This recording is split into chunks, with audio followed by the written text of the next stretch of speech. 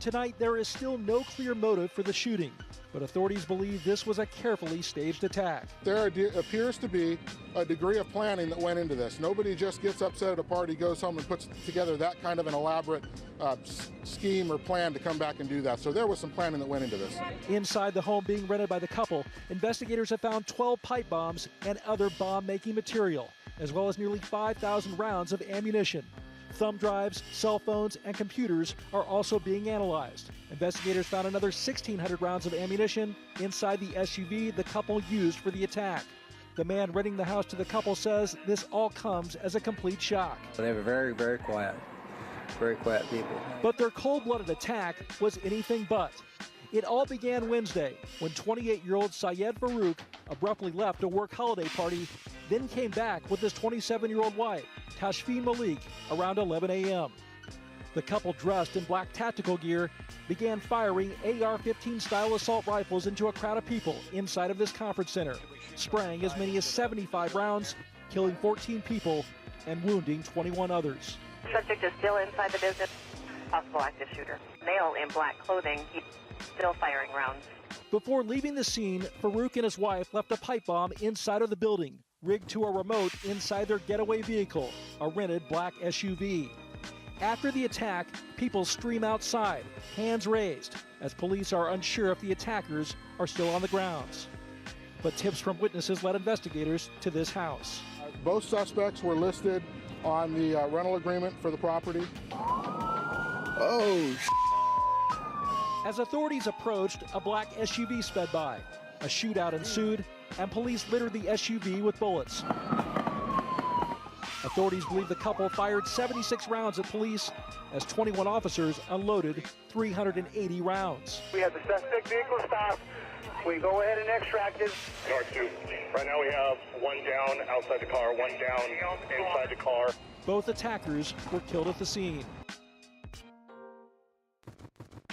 What up, everybody? Hey, welcome to the Dig Deeper Network. My name is Cody G. Thanks for tuning in, man. I've got this video that I wanted to kind of go over. Got another crisis on our hands, and as I was talking about with the Dig Deeper Network, I really want to work on these media news stories, local headline news.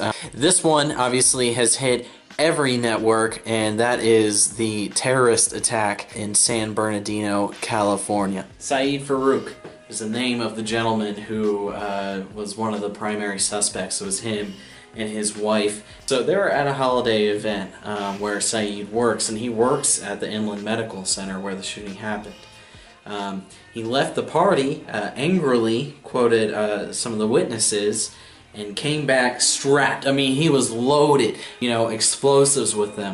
And they have automatic rifles, clips to reload. Went in there, and, you know, they pull up in this black SUV, they show up, and the people at Inland Medical, a mental facility, they regularly, they have these mass shooting drills. So they were thinking automatically, okay, well, it's a drill.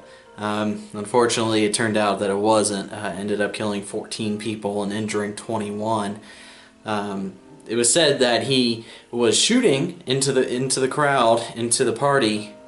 He stopped for a moment just to reload, loaded it back up, and he continued shooting. Now, I don't know what they're doing during these drills, but obviously they're not doing it right. There was no armed guards. Nobody had a concealed carry. From what I heard, actually, this is a gun-free zone, and we see how that pans out. You know, we're not defending ourselves properly.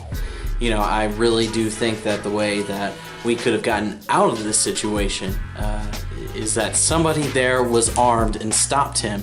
At least, and just imagine with me for a second, being in that crowd of people, being at, you know, your holiday party at work, and you got a guy with an automatic rifle, nobody stopping him, mowing down the crowd. He stops, he reloads, and then he starts shooting again. I mean, can you imagine how desperate you must feel at that point, right? President Obama, he came out kind of denying it. Hillary Clinton, Bernie Sanders, Martin O'Malley, everybody came out and saying we need gun control. But obviously he was armed to the hilt. He was probably ISIS infiltrated, you know, and this was a premeditated terrorist attack. Now, I don't know why we have to keep going through these news stories where we keep coming out and saying, gun control. Gun control's the problem.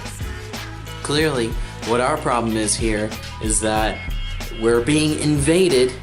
We have agents of ISIS and terrorism living amongst us. All we want to do is not be a racist. In this story, Saeed, his neighbors noticed that he was, you know, there were Middle Eastern men always coming back, you know, in and out the house, you know, and there were suspicious packages always being mailed there. But you know why they didn't report it? Is because they thought that they were going to be called racist. I need to step away for a second. Anyway, man, let me come in here and wrap up the video. Just kind of wanted to share my opinion on this. Media, it's really suspicious that the media, who are kind of controlled, if you see where the money comes from, I want to ask, really, is what are we going to do? Okay, today, you know that there are terrorists living among us, right? Why, then, gun control, are we saying, okay, well, let me just trust the cops? Okay, you're living in your house and you're trying to protect something, you know, protect your possessions, protect, you know, the people that live with you in your house. You don't want a gun to protect yourself. You want a shooter to come into your house and have exactly what happened at the Inland Medical Center. Personally, I'm suspicious about why the media comes out, you know, in such specific agendas. I feel like gun control really needs to stop being talked about. I think that, you know, we are scapegoating emergencies, and who knows if the emergencies weren't created in the first place so that we can spook everybody in America.